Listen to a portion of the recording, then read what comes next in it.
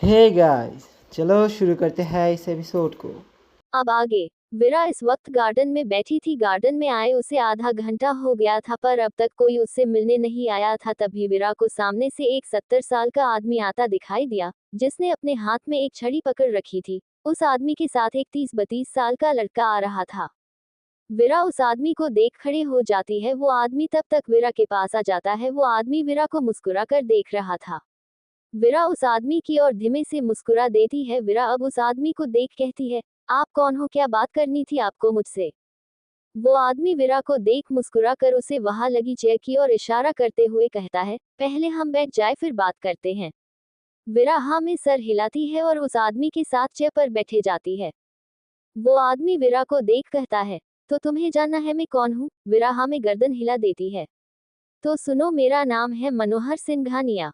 विरा मनोहर जी का नाम सुनकर कहती है, ओह, तो वो आप ही है जिन्होंने सिंघानिया एम्पायर खड़ा किया था।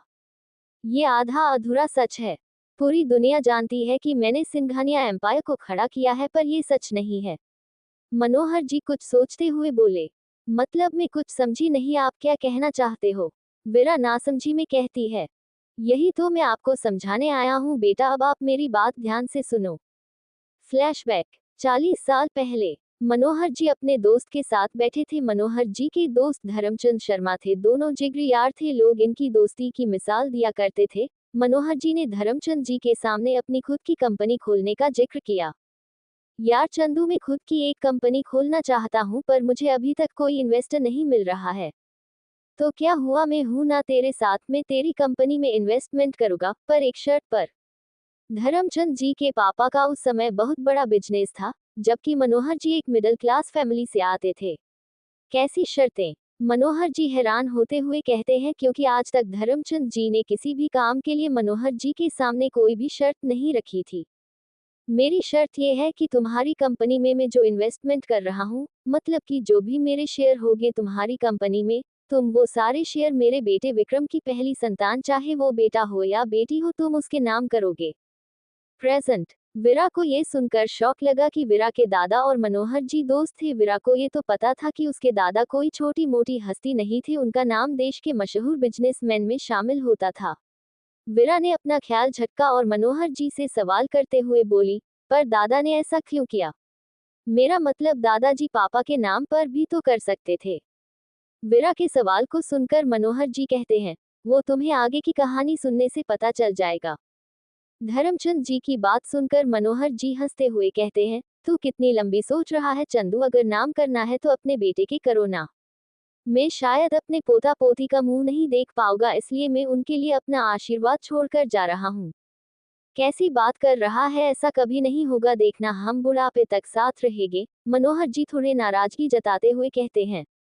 धर्मचंद जी मनोहर जी को अपने गले लगाते हुए कहते हैं, मुझे नहीं लगता कि हम साथ में बुरे होंगे। धर्मचंद जी आगे कुछ कहते तभी उनके फोन, जो एक कीपैड फोन था, उस पर कॉल आता है। धर्मचंद जी कुछ देर फोन पर बात करते हैं और वहां से जाते हुए कहते हैं, अब मुझे कंपनी के काम से मसूरी जाना है और तुम अपनी कंपनी स्टार्ट करो, मैं इन्वेस्टमेंट कर दूंगा। उसके बाद धर्मचंद जी चले जाते हैं और मनोहर जी कुछ देर उधर देखते हैं जहां से उसका दोस्त अभी गया था। कॉलेज। मोना की चमची ने मोना को सब कुछ बता दिया जो कैंटीन में हुआ था, जिसे सुनकर मोना भड़की हुई थी। मोना गुस्से में क्लासरूम की ओर चली जाती है, जहां अभी अभी सीमी अकेली गई थी। सीमी की एक क्लास किट्टू से अलग लगती थी, तो सीमी अपनी क्लास में अकेले ही आ गई थी। सीमी क्लासरूम में बैठी अपने नोट्स निकाल कर पढ़ रही थी। इस वक्त क्लास में कुछ 2-3 स्टूडेंट्स बैठे थे। मोना गुस्से में सीमी के पास आती है और सबके सामने ही उसके बाल पकड़ते हुए कहती है, तुम्हारी हिम्मत कैसे हुई मेरे बॉयफ्रेंड से झगड़ा करने की? मोना ने सीमी के बाल बहुत कसकर पकड़ रखे थे। सीमी अपने बाल मोना से छुड़ाते हुए कहती है, मोना मेरे बाल छोड़ो और मुझे कोई शौक नहीं है तुम्हारे बॉयफ्रेंड से झगड़ा करने का, वो खुद आकर मेरे पास बैठा था। सीमी आखिर में मोना से अपने बाल छुड़ा लेती है और गुस्से में मोना को घूरने लगती है। मोना गुस्से में दांत किटकिटाते हुए कहती है, तुम क्या कोई हुर की परी हो जो वो तुम्हारे पास आकर बैठेगा? तुमने ही उसे बुलाया होगा अपने पास। भले ही मैं कोई हुर की परी ना हो, पर वो खुद हमारे पास आकर बैठा था, और अगर इतना ही डर लगता है उसे खोने से, हर 24 घंटे उसे अपने साथ बांध कर रखो ना। सीमी गुस्से में भड़कते हुए बोली। वही एक लड़की जो किट्टू की दोस्त थी, वो किट्टू को बताने चली जाती है कि मोना सीमी के साथ झगड़ा कर रही है। वो भागते भागते जाती है। किट्टू कैंटीन में अनुज और वैभव के साथ बैठी बातें कर रही थी। तभी वो लड़की भागते हुए आती है और सीधा किट्टू की टेबल के पास आकर हाँफते हुए कहती है, किट्टू वो। किट्टू भी जल्दी से खड़ी हो जाती है और उस लड़की को देखते हुए बोली, क्या हुआ तनुजा, तू ऐसे हाँफ क्यों रही है, कुछ हुआ है क्या? तनुजा किट्टू का हाथ पकड़ कहती है, तू चल मेरे साथ, वो मोना सीमी के साथ झगड़ा कर रही है, उसने उसके बाल भी पकड़े। वॉट? वैभव तनुजा की बात सुनकर कहता है तो तनुजा हाँ में सर हिला देती है और चारों क्लासरूम की ओर दौड़ लगा देते हैं। सबसे आगे तो वैभव था। गार्डन। मनोहर जी की आंखों में इस वक्त आंसू थे। विरा उनके आंसुओं का कारण नहीं समझ पा रही थी। विरा मनोहर जी के हाथों पर अपना हाथ रखते हुए कहती है, मुझे पूरी सच्चाई जाननी है। जहां तक मैंने पापा से सुना था तो मुझे पता चला था कि दादाजी मौत किसी की साजिश थी। क्या आपको पता है किसने किया था? विरा के सवाल सुनकर मनोहर जी उन दिनों को याद करते हुए कहते हैं, उस दिन के अगले दिन ही मनोहर जी ने अपनी छोटी सी कंपनी सिंघानिया एम्पायर की शुरुआत कर दी थी। धर्मचंद जी के इन्वेस्टमेंट करने के बाद बहुत सारे छोटे मोटे बिजनेसमैन उनकी कंपनी में इन्वेस्टमेंट के लिए राजी हो गए थे। पर 4 दिनों के बाद मनोहर जी को एक ऐसी खबर मिली जिससे उनके पैरों तले जमीन ही खिसक गई हो। उन्हें आज भी याद था उस दिन वो कितना रोए थे अपनी पत्नी के गले लगकर। आखिर उनका जिगरी दोस्त जो उनके लिए एक बड़े भाई के जैसा था, उनकी मौत हो गई एक एक्सीडेंट में। मनोहर जी उस वक्त पूरे टूट गए थे। मनोहर जी को ऐसे टूटे देख उनका साथ उस वक्त उनकी पत्नी जानकी देवी ने दिया था। जानकी जी ने मनोहर जी के बिजनेस को संभाल, अपने घर को भी संभाला। वही मनोहर जी अपने दोस्त की मौत का पता लगाने में जुट गए, जिसमें उन्हें कम से कम 20 साल लग गए। तब तक मनोहर जी का बिजनेस उनके बेटे अशोक सिंघानिया ने संभाल लिया था और अशोक जी को ही पता चला था कि धर्मचंद जी की मौत कैसे हुई थी। मनोहर जी आगे विरा को 20 साल पहले की सच्चाई बताते हैं। अशोक जी अपने पापा के कहने पर धर्मचंद जी की मौत का पता लगाने मसूरी गए थे। ये वही जगह थी जहां धर्मचंद जी की मौत हुई थी। अशोक जी के बहुत जांच पड़ताल करने के बाद अशोक जी को पता चल चुका था कि धर्मचंद जी की मौत के पीछे किसका हाथ है। उस दिन मौसम भी बहुत खराब था, बारिश अपने शबाब पर थी। अशोक जी बार बार मनोहर जी का फोन मिला रहे थे पर उनका फोन लग ही नहीं रहा था। आखिरकार बहुत कोशिश के बाद मनोहर जी का फोन लगता है। अशोक जी एक हाथ से ड्राइविंग कर रहे थे और एक हाथ में उन्होंने फोन पकड़ा हुआ था और ऐसे ही वो पहाड़ी रास्ते से अपनी गाड़ी को फुल स्पीड में भगा रहे थे। उनके पीछे एक गाड़ी और बहुत तेजी से उनका पीछा कर रही थी। मनोहर जी फोन उठाते हैं जो सामने से अशोक जी घबराए आवाज में बोले, पापा मुझे उन लोगों का पता चल चुका है जिन्होंने धर्मचंद अकल को मारा था। अशोक जी की बात सुनकर मनोहर जी हैरानी से बोले, मारा था क्या, मतलब उसका तो एक्सीडेंट हुआ था ना? नहीं पापा, उनको मारा गया था और उनको मारने वाला और कोई नहीं। तभी गोली चलने की आवाज आती है तो अशोक जी की चीख उस पूरे पहाड़ी इलाके में गूंज जाती है। और इसके साथ ही उनकी गाड़ी खाई में गिर जाती है। मनोहर जी वही सुन से बैठ जाते हैं। वो आज भी उस दिन को कोसते हैं जिस दिन उन्होंने अशोक जी को धर्मचंद जी की मौत का सच पता करने लगाया था। मनोहर जी की आंखों की नमी अब आंसू बनकर बाहर आने लगी थी। विरा की आंखें भी नम हो चुकी थी। आखिर ये सच्चाई थी ही इतनी कड़वी। मनोहर जी ने तो अपना बेटा और अपना दोस्त दोनों खो दिए थे। विरा अपने पर्स से पानी की बोतल निकालकर मनोहर जी को देती है। मनोहर जी पानी पीते हैं। कुछ वक्त बाद मनोहर जी कुछ हद तक नॉर्मल हो गए थे। वही विरा के फोन पर लगातार रोनित के फोन आ रहे थे पर विरा का फोन साइलेंट था, इसलिए उसे पता ही नहीं चला कि रोनित उसे कॉल कर रहा है। कॉलेज। मोना और सीमी की लड़ाई ने अब बड़ा रूप ले लिया था।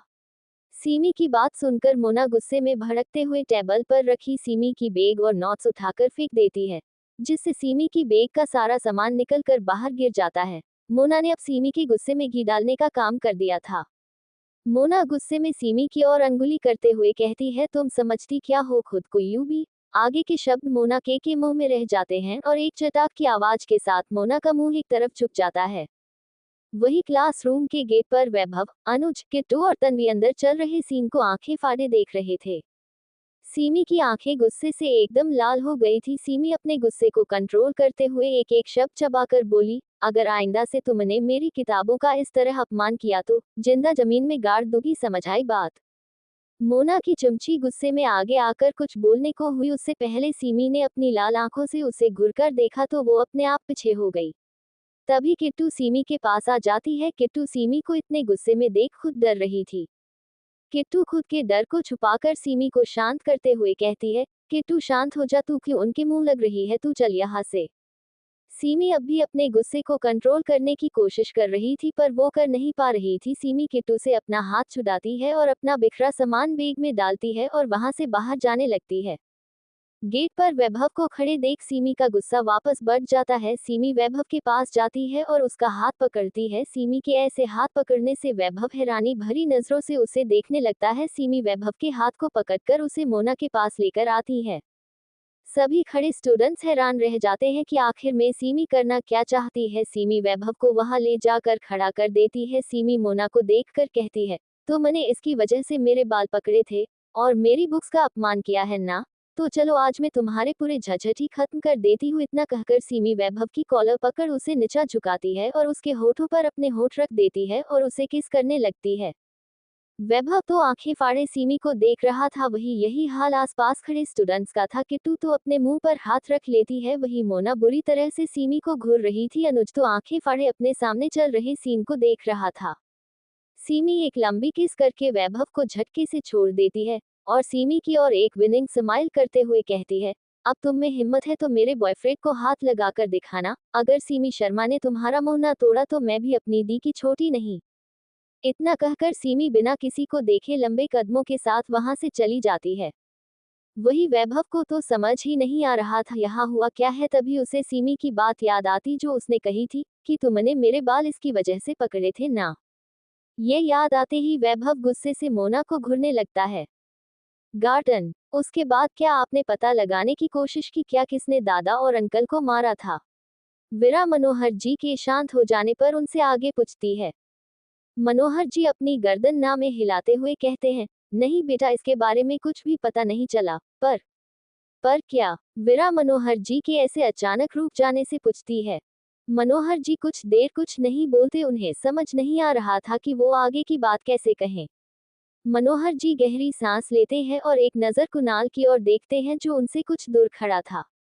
वीरा मनोहर जी के चेहरे पर आते जाते भाव को नोटिस कर रही थी। पर ये बेटा कि तुम्हारी माँ और पापा दोनों को मारा गया था, उनकी हत्या हुई थी। वीरा को जैसे शौक लगा हो इससे वीरा झट से खड़े होते हुए कहती है, मतलब कि उन्हीं लोगों ने मेरी माँ और पापा को मारा है। मनोहर जी वीरा की बात पर हाँ मिलाते हुए कहते हैं, हाँ क्योंकि जहाँ तक मुझे याद है तुम्हारे पापा अपनी मौत के पहले दिन मुझसे मिलने आए थे। उसने मुझे कहा था कि कोई है जो उसे मारना चाहता है। मैं पता लगाने की कोशिश तो कर रहा हूँ पर पता नहीं कर पा रहा हूँ कि ऐसा कौन है जिसको मुझसे दुश्मनी है। और उसने ये भी बताया था कि उसे लगता है तुम्हारी माँ वर्षा की भी मौत सोची समझी चाल है। पर पापा को ऐसा क्यों लगा? उन्हें कुछ तो ऐसा पता चला होगा। वीरा दादाजी से सच्चाई जानने के लिए कहती है, मुझे नहीं पता ऐसा कुछ क्या हुआ क्या नहीं, और जहाँ तक मुझे पता है धर्मचंद की जितनी भी प्रॉपर्टी थी उसके भाई ने उसे अपने नाम कर ली और तुम्हारे पापा को उसने ये जो वीएस कंपनी है वो एक उनके नाम की थी। पर तुम्हारे पापा को बिजनेस में कोई इंटरेस्ट नहीं था। वो बचपन से एक पुलिस ऑफिसर बनना चाहता था, इसलिए उसने कभी कंपनी पर ध्यान नहीं दिया। उसके जाने के बाद तुम दोनों बहनें लापता हो गई, इसलिए वो कंपनी तुम्हारे बड़े पापा यानी कि धर्मचंद के भाई के बेटे ने बेच दी, क्योंकि वो कंपनी लॉस में चल रही थी और अब उस कंपनी को पता नहीं कौन चला रहा है। उसका नाम उसकी पहचान सभी छिपी हुई है। तो आपने यही सच बताने के लिए यहाँ बुलाया था? वीरा अपना आखिर सवाल दादाजी से करते हुए कहती है।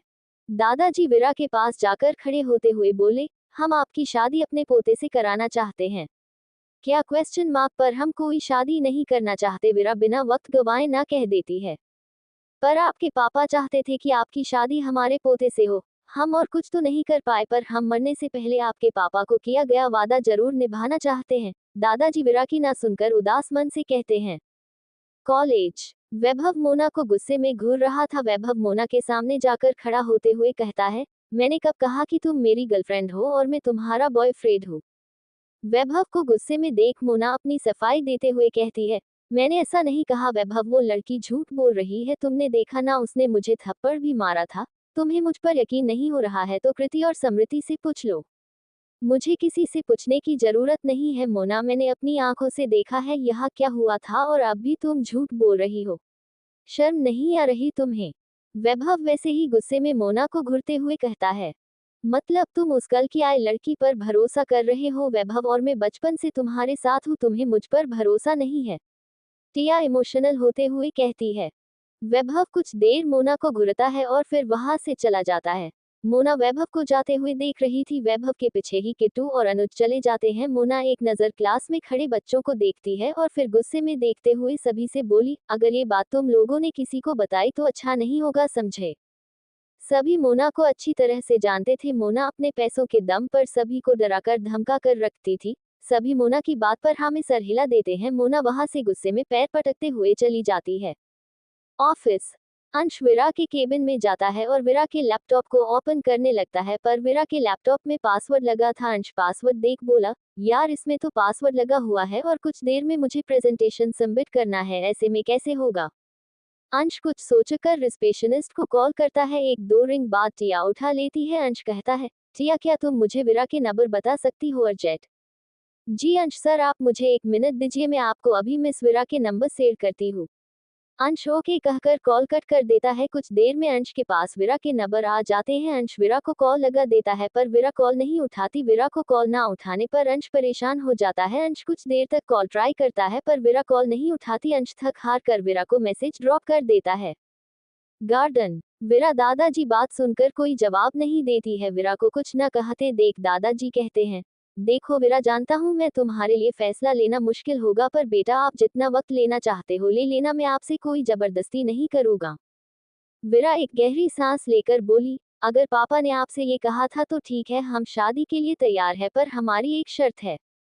विरा शादी के लिए मान गई है। ये सुनकर दादाजी खुश हो जाते हैं, पर विरा की शर्त की बात सुनकर वापस से उदास हो जाते हैं। दादाजी विरा को शर्त बताने का इशारा करते हैं। विरा दादाजी का इशारा पाकर कहती है, हमारे सिवाय हमारी बहन का इस दुनिया में कोई नहीं है। हम चाहते हैं कि हमारी बहन भी हमारे साथ उसी घर में रहे जब तक हम उनकी शादी नहीं करते तब तक। दादाजी बिना वक्त गवाए हाँ में सर हिला देते हैं। दादाजी दिल से बहुत खुश थे। वो मुस्कुराते हुए विरा के सर पर हाथ फेर देते हैं। कुछ देर इधर उधर की बातें करने के बाद दादाजी वहां से चले जाते हैं। दादाजी के जाने के बाद विरा अपना फोन निकालती है, उसे कैब बुक करना था। विरा फोन ओपन करती है तो उसमें रोनित के 30 से ज्यादा कॉल थे। 10 से ज्यादा कॉल अननोन नंबर से थे। विरा अंश का भेजा मैसेज देखती है जिसमें लिखा था, विरा कॉल मी बैक। विरा अननोन नंबर पर कॉल लगा देती है। अंश जो विरा के कॉल का इंतजार कर रहा था, विरा का कॉल देख फौरन उठाते हुए कहता है, विरा कहाँ हो तुम। अंश की आवाज सुनकर विरा समझ जाती है कि ये अंश है। विरा कहती है, सॉरी सर, फोन साइलेंट था, मैं देख नहीं पाई, कुछ अर्जेंट था क्या। हाँ, हमने जो प्रेजेंटेशन बनाया था उसकी पेन ड्राइव कहीं गुम हो गई है, तुमने लैपटॉप में इसकी कॉपी सेव की थी ना, मुझे वो चाहिए। अंश विरा को सारी बातें बताते हुए कहता है, सर आप मेरा लैपटॉप ले आए और उसका पासवर्ड है 211299 है। विरा अंश को पासवर्ड बताते हुए कहती है, मतलब किसी की बर्थडे डेट है, कौन है वो स्पेशल जिनकी बर्थडे डेट को आपने पासवर्ड बना दिया है। अंश शरारती अंदाज में कहता है, क्या अंश सर, ये भी कोई मजाक का वक्त है, और मुझे लगता है आपके पास 10 मिनट का वक्त है प्रोजेक्ट सबमिट करने में। विरा अंश को याद दिलाते हुए कहती है। अंश हाँ कहकर कॉल कट कर देता है। विरा अंश की कॉल कट हो जाने के बाद कैब बुक करती है और उसके बाद रोनित को कॉल लगा देती है। रोनित इस वक्त अपने अपार्टमेंट में था जो विरा के अपार्टमेंट वाली बिल्डिंग में ही था। रोनित विरा का कॉल उठाते हुए कहता है, मैम आपको एक जरूरी इंफॉर्मेशन देनी थी। क्या बताना है बताओ, विरा उधर से जवाब देती है। कॉलेज। सीमी कॉलेज से सीधा घर चली जाती है। वेमअप कॉलेज में हर तरफ सीमी को देख रहा था पर सीमी उसे कहीं नहीं मिली। किट्टू और अनुज भी सीमी को ढूंढ रहे थे। आखिर में थकहार कर तीनों गार्डन में बैठ जाते हैं। अनुज दोनों को देखते हुए बोला, मुझे लगता है वो घर चली गई है। किट्टू भी अनुज की हाँ में हाँ मिला देता है। वैभव किट्टू को देखते हुए कहता है, तुम्हारे पास उसके नंबर है क्या। किट्टू हाँ में सर हिला देती है। वैभव किट्टू से सीमी के नंबर लेकर अपने मोबाइल में सेव कर लेता है। विरा रोनित को फोन करती है तो रोनित कहता है कि उसे विरा से कुछ जरूरी बात करनी थी। विरा रोनित को बात बताने का कहती है तो रोनित कहता है, मैम उन ड्रग्स की ट्रक को उड़ाया था, उनमें ड्रग्स नहीं था और आज ड्रग्स की डील होने वाली है। रोनित की बात सुनकर विरा के चेहरे पर एक तिरछी मुस्कान आ जाती है। विरा मुस्कुराते हुए रोनित से बोली, हमने उस दिल को बर्बाद कर दिया है रोनित, और आज जो दिल करने जा रहे हैं वो नकली रहने वाली है। उन्होंने हमें बेवकूफ बनाना चाहा और मैंने उनको लगता है वो ड्रग्स असली है, पर असल बात तो ये है कि वो नकली ड्रग्स है। पर मैम आपने ये सब किया कब? जहाँ तक मुझे याद है आप सारे वक्त मेरे साथ ही थी, रोनित हैरान होते हुए बोला। फ्लैशबैक। विरा जिस दिन मुंबई आई थी ये उस दिन रात की बात है। विरा रात के वक्त उस गोदाम से कुछ दूरी पर अपने आदमियों के साथ खड़ी थी। गोदाम के चारों ओर बॉडीगार्ड पहरा दे रहे थे। विरा एक नजर उन सभी बॉडीगार्ड को देखती है, फिर अपने एक आदमी को इशारा करती है। सभी आदमियों ने अपने मुंह पर मास्क लगा लिया था। वो आदमी थोड़ा आगे जाता है और वहां एक गैस छोड़ देता है। उस गैस की सुगंध सभी बॉडीगार्ड के नाक तक पहुंच जाती है और वो सभी बेहोश हो जाते हैं। उन सभी के बेहोश होते ही विरा अपने आदमियों के साथ गोदाम के अंदर चली जाती है। गोदाम में दो जगह पर बहुत सारे कट्टे रखे गए थे। विरा उनको गौर से देखने लगती है और अपने एक आदमी को इशारा करती है। वो आदमी पहले ड्रग्स लेता था, पर जब से विरा की टीम में शामिल हुआ तब उसने अपनी इस लत को छोड़ दिया। विरा ऑफ क्वीन के बॉडीगार्ड को खास ट्रेनिंग दिया जाता था, जिसमें सभी बॉडीगार्ड को सबसे पहले किसी भी प्रकार के नशे से दूर रखा जाता है। वो बॉडीगार्ड आगे आता है और उन ड्रग्स को अपनी नाक के पास ले जाता है। दोनों ओर के ड्रग्स चेक करने के बाद वो विरा को बता देता है कि कौन से ड्रग्स असली है और कौन से नकली है। विरा उन लोगों को दोनों ओर के ड्रग्स की अदला बदली करवा देती है और वो सभी वहां से वापस चले जाते हैं। उनके जाने के कुछ देर बाद सभी बॉडीगार्ड को होश आने लगता है। सभी होश में आ जाते हैं। वो अंदर जाकर देखते हैं तो अंदर कोई नहीं था। वो जगह वैसी की वैसी थी, बिल्कुल शांत। उन बॉडीगार्ड को कोई गड़बड़ नहीं लगती तो वो वापस आकर अपनी ड्यूटी करने लगते हैं, पर उन बेचारों को कहाँ पता कि गड़बड़ हो चुकी है। और जिस दिन ट्रक में ड्रग्स डाला जा रहा था वो असली था, ना कि नकली। Open mouth smile. Flashback and. विरा की बात सुनकर रोनित हक्का बक्का रह जाता है। उसकी बॉस ने इतना सब पहले ही कर दिया और उसे पता भी नहीं चला। रोनित मन ही मन में अपने बॉस की तारीफ किए जा रहा था। विरा रोनित की कोई आवाज नहीं तो रोनित से कहती है, अब मन में तारीफ करने से फुर्सत मिल गई तो एक काम करो। रोनित विरा की आवाज सुनकर अपने ख्यालों से बाहर आता है। रोनित विरा की बात सुनकर यस मैम कहकर कॉल कट कर देता है और विरा के दिए हुए काम को करने लगता है। अपार्टमेंट। सीमी घर आ जाती। अभी भी वो थोड़े गुस्से में लग रही थी। आशु हॉल में बैठे हुए टीवी देख रही थी। सीमी को आया देख बोली, कैसा रहा तेरा आज का दिन कॉलेज में? सीमी बिना आशु को जवाब दिए सीधे अपने रूम में चली जाती है। आशु को हैरानी होती, आखिर आज सीमी ऐसा क्यों बिहेव कर रही है। सीमी तो कॉलेज से आते ही सबसे पहले अपनी बहनों के पास आती थी, आज ऐसा क्या हो गया सीमी को जो बिना बोले ही चली गई। आशु सीमी के पीछे उसके रूम में चली जाती है तो देखती है सीमी ने नोटबुक हाथ में ले रखा था और उस पर पेन से जल्दी जल्दी लाइन खींच रही थी। आशु को समझते देर नहीं लगी कि सीमी गुस्से में है। सीमी इतना जल्दी गुस्सा नहीं करती है। सीमी तो तभी गुस्सा करती है जब कोई उसे हट करता है। आशु सीमी के पास बैठ जाती है। आशु सीमी के सर को प्यार से सहलाते हुए बोली, बच्चा क्या हुआ है, आप इतने परेशान क्यों हो? किसी ने कुछ कहा है आपको? सीमी आशु के प्यार से बुलाने पर रुक जाती है। सीमी आशु को देखती है और उसके गले लग जाती है। आशु प्यार से उसका सर सहलाते हुए बोली, बच्चा क्या हुआ है, आप कुछ बताओ तो सही, जब तक आप बताओगे नहीं तब तक मुझे कैसे पता चलेगा क्या हुआ है। सीमी अब कुछ हद तक शांत हो जाती है और जो कुछ भी आज कॉलेज में हुआ था वो सब आशु को बता देती है। केवल वैभव को किस करने वाली बात को छोड़कर। आशु जैसे जैसे सीमी की बात सुन रही थी उसका गुस्सा वैसे वैसे बढ़ता जा रहा था। सीमी कुछ देर वैसे ही आशु के गले लगी रहती है। आशु उसका सर सहला रही थी जिस कारण सीमी को नींद आ जाती है और वो वैसे ही सो जाती है। आशु सीमी की भारी सांसें सुन समझ गई कि सीमी सो गई है। आशु घिरे से सीमी को बेड पर लेटा देती है और उसके माथे पर हल्की सी किस करके बाहर आ जाती है। जब वो बाहर आती है तो सामने ही उसे विरा दिख जाती है जो अभी अभी आई थी। विरा आशु को देखते हुए बोली, क्या हुआ, आज सीमी अब तक नहीं आई क्या? नहीं, वो आ गई है पर अभी सो रही है। आशु वहां से सोफे की ओर जाते हुए कहती है। सो रही है वो भी इस वक्त, क्या हुआ, उसकी तबीयत तो ठीक है ना? विरा परेशान होते हुए सीमी के रूम के अंदर जाते हुए कहती है। विरा अंदर जाती है और सीमी को बेड पर सोया देख उसके पास जाती है और माथे को छूकर देखती है। टेम्परेचर नॉर्मल देख विरा एक राहत की सांस लेती है और प्यार से सीमी के माथे को चूमती है और बाहर आशु के पास आ जाती है। आशु किसी गहरी सोच में डूबी हुई थी। आशु को देख विरा बोली, क्या हुआ है सीमी, इस वक्त सो रही है और तू किस सोच में गुम है, कुछ हुआ है क्या? कुछ नहीं, बहुत कुछ हुआ है आज सीमी के साथ। आशु गुस्से में कहती है, क्या हुआ है तू मुझे सीधे सीधे बताएगी, ये क्या घुमा फिरा के बता रही है? विरा आशु को देख थोड़ी नाराजगी भरे लहजे में बोली। आशु वीरा को अपने पास बैठाती है और वो सब बातें बताती है जो आज सीमी के साथ कॉलेज में हुई थी। वीरा जैसे जैसे बातें सुन रही थी वैसे वैसे उसका गुस्सा बढ़ रहा था। आज तक वीरा ने सीमी को एक खरोंच तक नहीं लगने दी और कोई आकर उसके बालों को पकड़कर खींचे, ये वो कैसे बर्दाश्त कर सकती है। आशु की बात पूरी होते ही वीरा रोनित को कॉल लगाती है। 2-3 रिंग जाते ही रोनित कॉल उठा लेता है। रोनित, पता करो ये मोना कौन है, कॉलेज में इसने सीमी को परेशान किया है और हाँ, मुझे आधे घंटे में इसके पूरे परिवार की जन्म कुंडली चाहिए। रोनित ओके बोल कॉल कट कर देता है। सिंघानिया हाउस, यहाँ कुछ और ही सीन चल रहा। हम वीरा को क्या देखने लगे, पीछे शिवेश ने तो हंगामा खड़ा कर रखा है। चलो अब देखते हैं आखिर शिवेश को क्या हुआ है। Open mouth smile. Shivesh living room में अपने दादा के सामने खड़ा था। दादा पोता दोनों एक दूसरे को घूर रहे थे। इधर दादाजी गुस्से में थे और दूसरी ओर शिवेश गुस्से में लग रहा था। वही सभी परिवार वाले खड़े दोनों को देख रहे थे। दादी जी शिवेश को देख कहती है, शिवेश तुम पहले अपने दादा की बात तो सुन लो। शिवेश गुस्से में बोला, मुझे कुछ नहीं सुनना दादी, मैं शादी नहीं कर रहा, बस फाइनल। इतना कहकर शिवेश जाने को हुआ कि पीछे से दादाजी कहते हैं, तो ठीक है, हम भी ना कुछ खाएंगे और ना ही कुछ पिएंगे। जब तक आप शादी के लिए हाँ नहीं कहते तब तक हम कुछ नहीं करेंगे। शिवेश कुछ नहीं कहता और वहां से अपने रूम की ओर चला जाता है। दादाजी गुस्से में वही सोफे पर बैठ जाते हैं। ये नालायक खुद को समझता क्या है, अपने दादा की बात नहीं मानेगा तो मैं भी इसका दादा हूँ, देखता हूँ कब तक ये मना करेगा।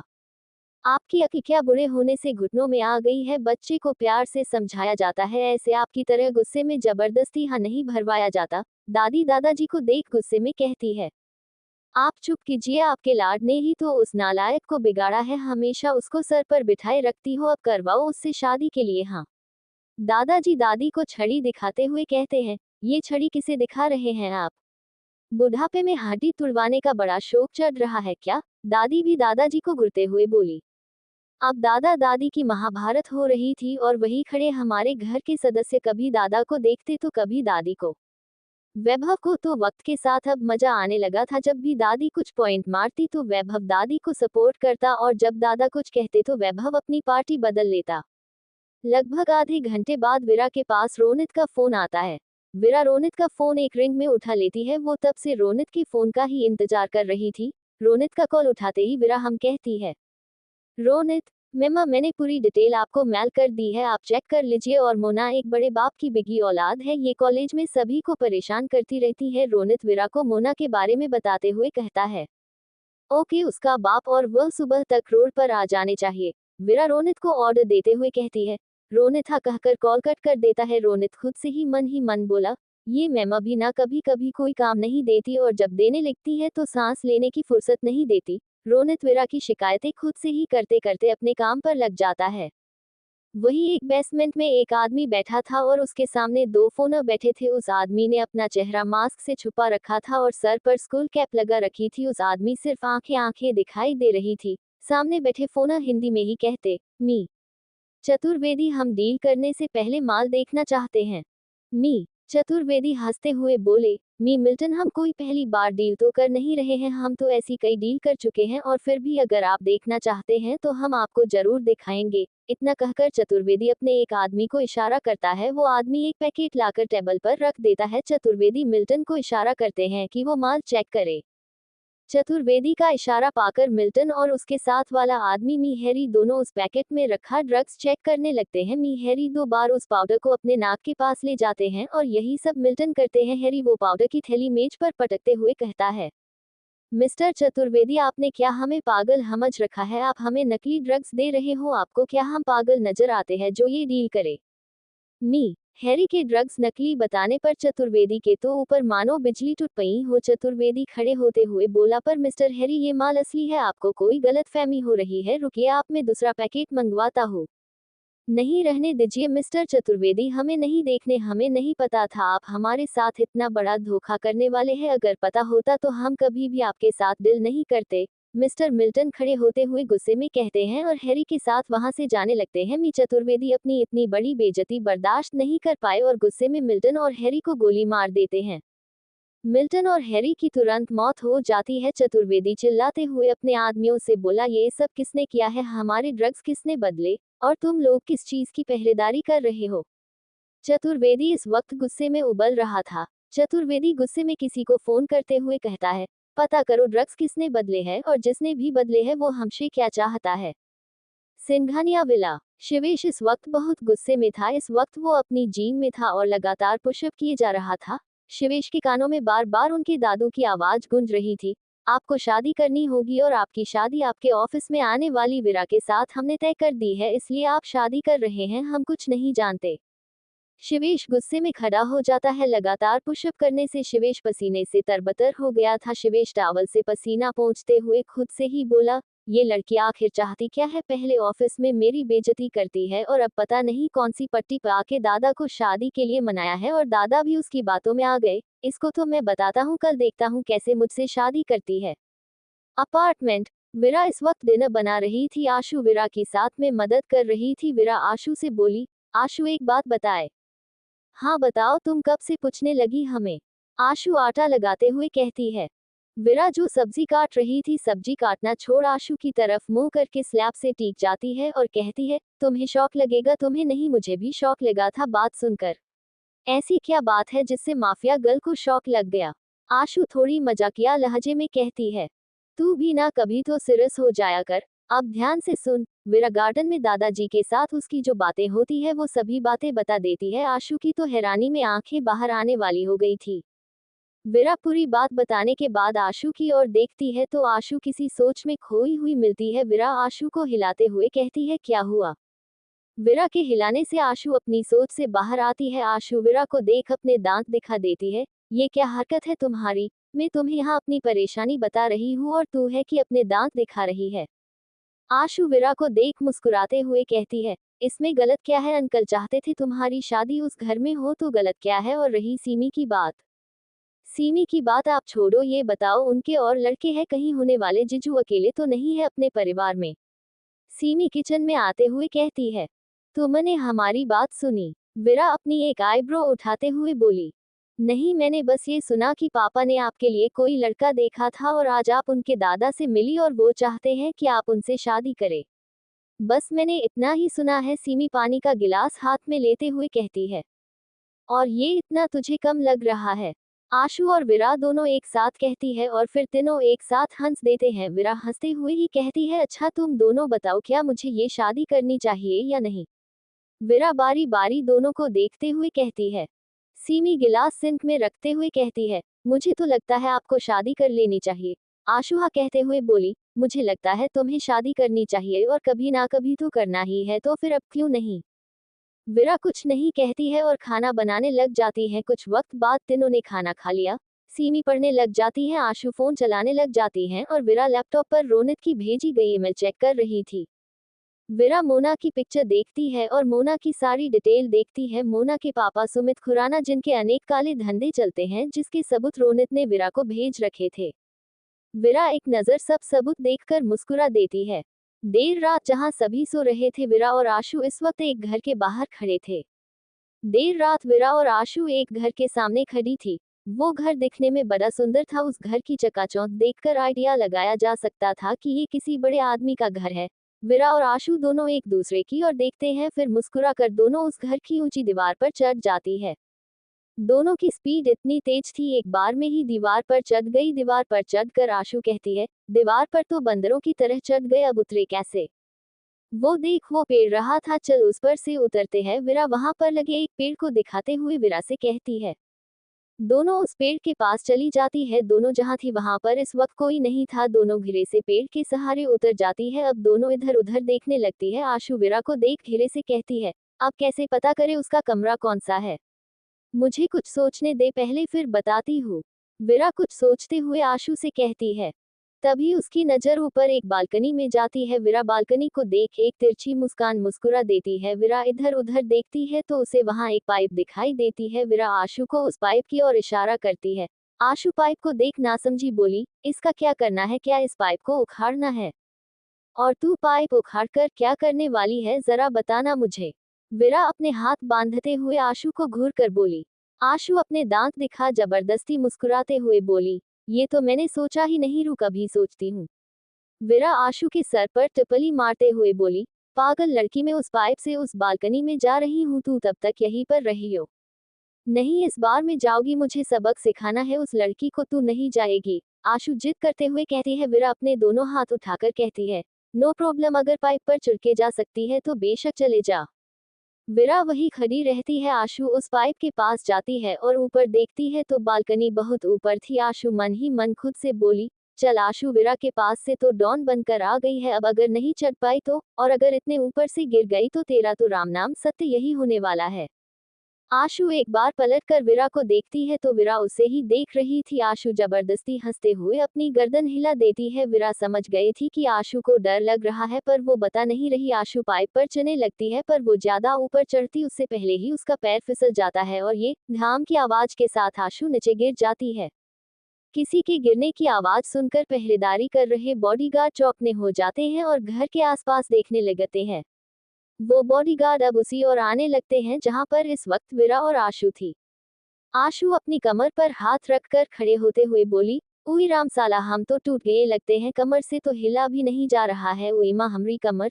तभी उसे किसी के कदमों की आहट सुनाई देती है। आशु विरा की ओर देखती है तो विरा वहां नहीं थी। विरा को वहां ना देखकर आशु ऊपर देखती है तो विरा उसे हाथ हिलाकर छुपने का कह रही थी। आशु जल्दी से वहां उस पेड़ के पीछे छुप जाती है। आशु खुद से ही बोली, ये लड़की भी ना, मुझे खड़ा होने में टाइम क्या लगा, ये तो तब तक ऊपर का रास्ता नाप ली और मुझसे मेरी कमर तक नहीं संभाली गई, और ऊपर से ये गार्ड, इनको भी अभी आना था।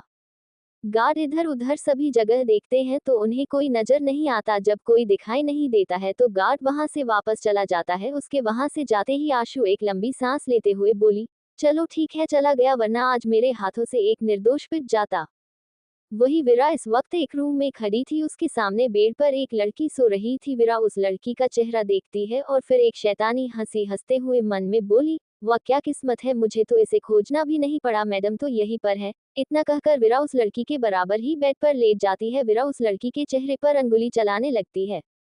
वो लड़की कसम साते हुए अपनी आंख खोल लेती है। आंखें खोलते ही उसकी चीख निकल जाती है। वो जोर से चिखती उससे पहले ही विरा उसके मुंह पर अपना हाथ रख देती है। उस लड़की की चीख उसके मुंह में ही रह जाती है। वो लड़की डरते हुए विरा को देखती है। विरा के चेहरे पर इस वक्त मास्क था और सर पर कैप थी, जिस वजह से उस लड़की को विरा की नीली आंखें ही दिखाई दे रही थी। वो लड़की घबराते हुए बोलने की कोशिश करती है पर विरा का हाथ उसके मुंह पर होता है तो बोल नहीं पाती। विरा धीमी मगर कठोर आवाज में उस लड़की से बोली, हाथ हटा रही हूँ, अगर थोड़ा बहुत ही चिखी ना तो जुबान काटने में एक सेकंड नहीं लगने दूंगी। वो लड़की डरते हुए हाँ में सर हिला देती है। विरा उसके मुंह से अपना हाथ हटा लेती है और आलथी पालथी मारकर बेड पर बैठ जाती है। वो लड़की डरते डरते बेड पर बैठ जाती है। वो लड़की डरते हुए बोली, कौन हो तुम और यहाँ क्या कर रही हो?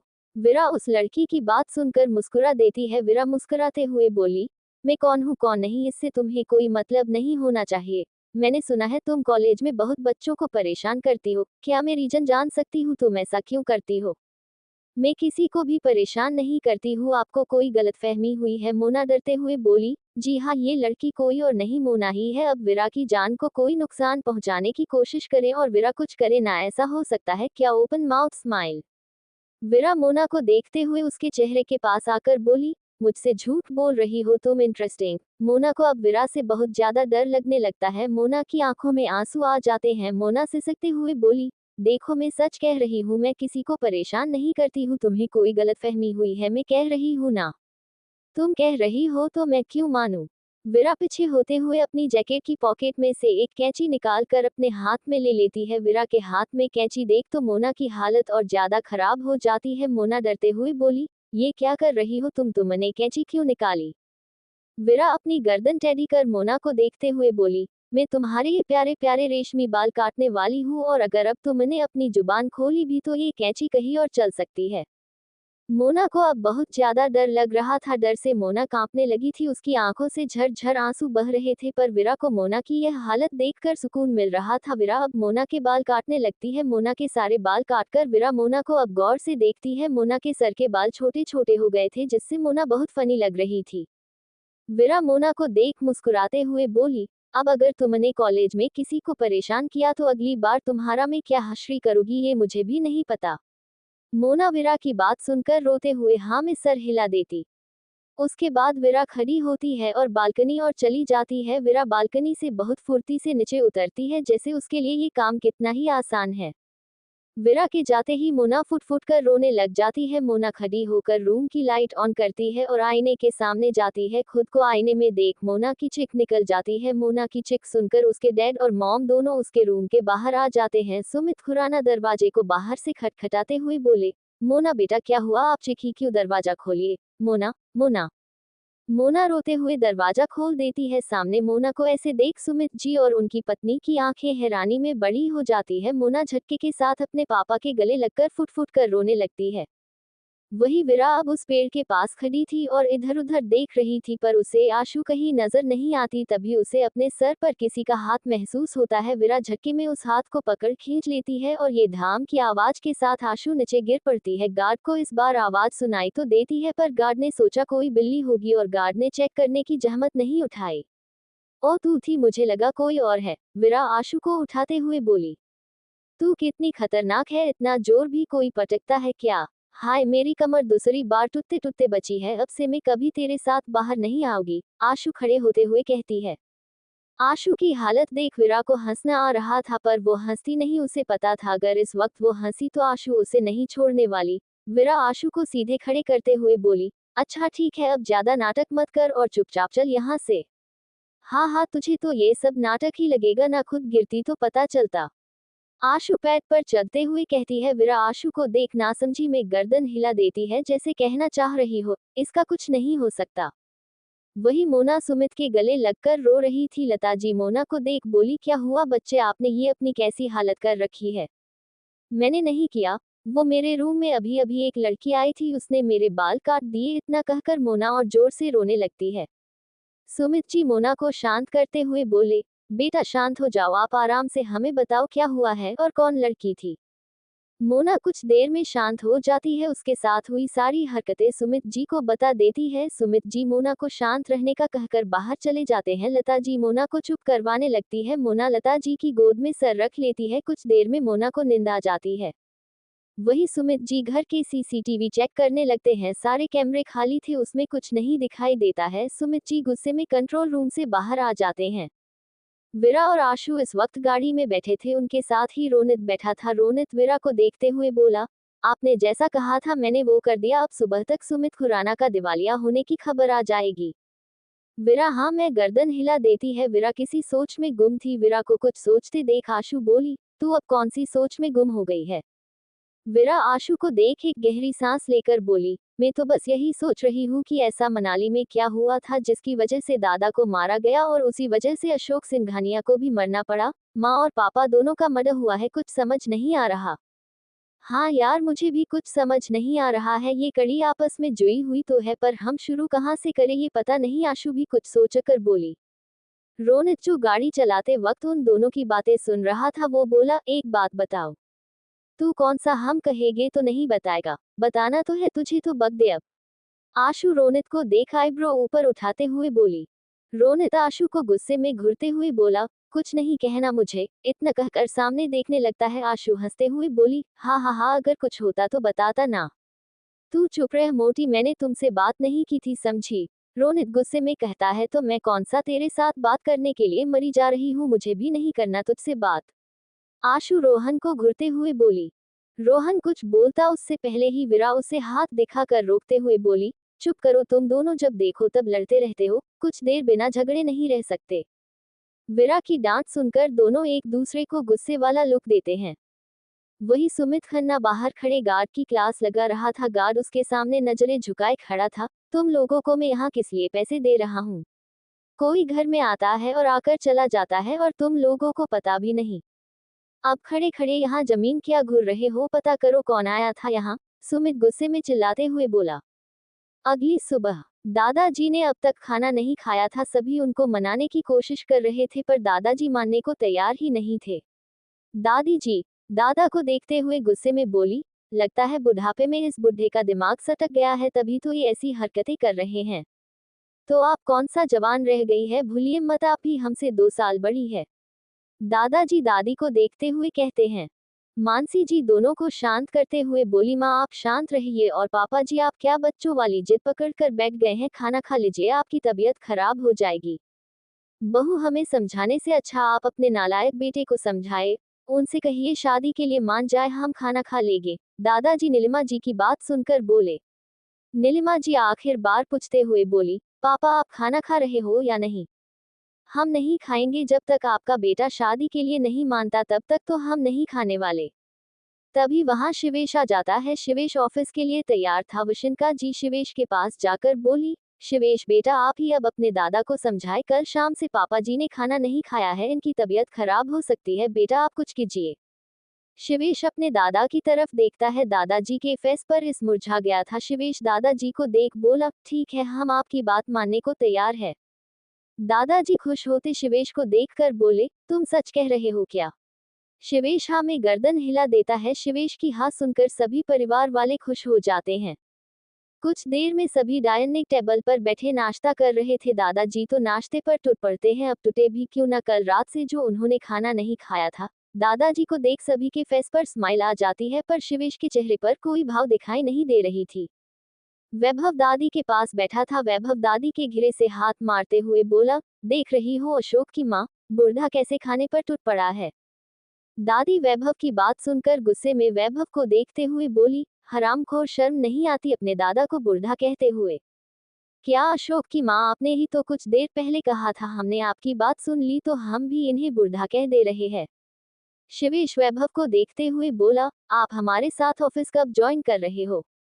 वैभव अजीब सा मुंह बनाते हुए बोला, अभी हमारा कोई इरादा नहीं है भाई, बाद में देखेंगे। इरादा नहीं है से क्या मतलब है तुम्हारा? शिवेश वैभव को घूरते हुए बोला, क्या भाई अभी अभी मेरे कॉलेज के दिन है, अभी तो मैं कुछ वक्त और ऐश करने वाला हूँ और आप और डैड है ना ऑफिस संभालने के लिए। क्यों दादी, मैंने सही कहा ना? वैभव दादी को देख बोला, हाँ शिवेश वैभव सही कह रहा, अभी इसके मौज मस्ती के दिन है और तू है ना ऑफिस संभालने के लिए। शिवेश दादी की बात सुनकर लाचारी में ना में सर हिला देता है। शिवेश नाश्ता करके जाने लगता है तो दादाजी उसे रोकते हुए बोले, शिवेश आज शाम आप ऑफिस से जल्दी आ जाना, हम वीरा को बुला रहे, आपकी शादी और सगाई का मुहूर्त निकलवाने के लिए पंडित जी भी आने वाले हैं। शिवेश दादाजी की बात सुनकर मन में बोला, दादू शादी तो तब होगी ना जब लड़की शादी के लिए तैयार हो। शिवेश दादाजी को देखा में गर्दन हिला देता है और ऑफिस के लिए निकल जाता है। वही आज विरा 2 घंटे पहले ही ऑफिस आ गई थी। इस वक्त वो अपने केबिन में बैठी शिवेश की दी गई फाइल्स चेक कर रही थी। विरा ने लगभग सभी फाइल रीड कर दी थी और साथ में हर प्रोजेक्ट की कमी और खूबी निकाल रही थी। कुछ वक्त बाद शिवेश की कार ऑफिस के सामने आकर रुकती है। ड्राइवर गाड़ी से बाहर निकल शिवेश के लिए गेट ओपन करता है। शिवेश अपने कोट को ठीक करते हुए बाहर निकलता है। बिजनेस सूट में शिवेश कहर ढा रहा था। उसके चलने का अंदाज किसी मॉडल से कम नहीं था। शिवेश अपने लंबे कदम लेते हुए ऑफिस के अंदर चला जाता है। रिसेप्शनिस्ट के पास अंश खड़ा गप्पे लड़ा रहा था। शिवेश को आते देख अंश उसके पास चला जाता है। अंश कुछ बोलने को होता है कि उससे पहले ही शिवेश बोला, केबिन में चलकर बात करते हैं। सभी एम्प्लॉय शिवेश को आया देख गुड मॉर्निंग विश करते हैं। शिवेश गर्दन हिला देता है और अपनी पर्सनल लिफ्ट में चला जाता है। अंश और शिवेश इस वक्त दोनों केबिन में बैठे थे। अंश के सामने वाली चेयर पर अंश बैठा था। अंश शिवेश को देखते हुए बोला, क्या बात है, आज बड़ा गुस्से में लग रहा है। कुछ भी नहीं है, तू बस जाकर मिंटी की तैयारी कर, आज की डील हमें हर हाल में मिलनी चाहिए। ओके शिवेश अंश को देखते हुए कहता है। अंश हाँ में गर्दन हिला देता है और वहां से जाने लगता है। अंश ने दरवाजा खोला ही था कि सामने उसे विरा मिल जाती है। विरा नीचे देख रही थी। नीचे देखते हुए वो गेट को नॉक करने लगती है, पर ये क्या, नॉक की आवाज नहीं आ रही। विरा दोबारा नॉक करते हुए ऊपर देखती है तो वो अंश के माथे पर नॉक कर थी। विरा जल्दी से अपने हाथ पीछे कर लेती है और जबरदस्ती हंसते हुए कहती है, सॉरी अंश सर, वो मेरा ध्यान और कहीं था। अंश विरा को देखते हुए बोला, क्यों नहीं विरा जी, अगर आप कुछ देर ऊपर और ना देखती तो मुझे लगता है मेरे माथे में छेद हो जाना था, पर आपके हाथ नहीं रुकने थे। विरा कुछ भी कहना ठीक नहीं समझती, बस थोड़ा सा मुस्कुरा देती है। अंश विरा को शिवेश के केबिन के पास देख बोला, वैसे तुम्हें जल्लाद से क्या काम था? विरा नासमझी में सिर हिलाते हुए बोली, जल्लाद कहाँ है सर? और मैं तो शिवेश सर के पास काम आई थी। ये जो तुम्हारे शिवेश सर है ना, यही जल्लाद है, और तुम्हें जो भी काम है वो बाद में कर लेना। इस वक्त वो बहुत गुस्से में है और वैसे भी वो तुमसे चिढ़ता रहता है, तुम्हें देखो और गुस्सा करेगा। अंश जो अब तक केबिन के दरवाजे पर खड़ा था बाहर आते हुए बोला, मैंने ऐसा क्या कर दिया जो वो मुझसे चिढ़ते हैं? मैंने तो उनसे ठीक से बात तक नहीं की है अब तक। विरा अंश को देख नासमझी में कहती है, तभी वहां रागिनी आ जाती है। रागिनी विरा और अंश को गेट के सामने खड़ा देख उन्हें ग्रिट करते हुए बोली, good morning sir. Good morning विरा मैम। अंश और विरा भी उन्हें रिटर्न में गुड मॉर्निंग विश करते हैं। विरा रागिनी को देख बोली, अच्छा हुआ रागिनी तुम आ गई, ये लो फाइल, इसमें उस वक्त की रिपोर्ट है जो शिवेश सर ने मुझे करने को कहा था। रागिनी हाँ में सर हिलाकर विरा से फाइल ले लेती है और अंश को एक नजर देखने के बाद बिना डोर नॉक किए केबिन में चली जाती है।